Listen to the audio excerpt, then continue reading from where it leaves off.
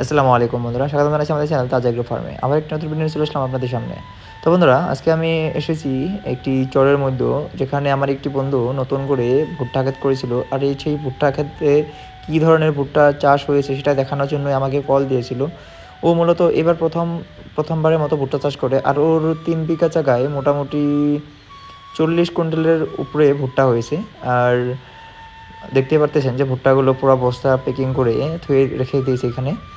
আর এদিকে আমি দেখলাম ভুট্টার কোয়ালিটিগুলো কীরকম হয়েছে, শুকনো হয়েছে কি না হয়নি, এবং মিটারে কত পার্সেন্ট আসবে। আর আপনারা যারা ভুট্টা ক্ষেত করেন তারা অবশ্যই জানেন যে ভুট্টার যত পার্সেন্ট শুকনো হবে তত পার্সেন্ট মানে রেটটা এয়ার খুব বেড়ে যাবে।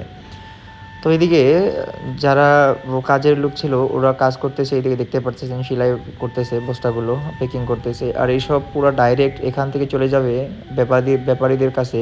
ওরা ডাইরেক্ট ওই জায়গায় নিয়ে এটা মাপজোক করবে।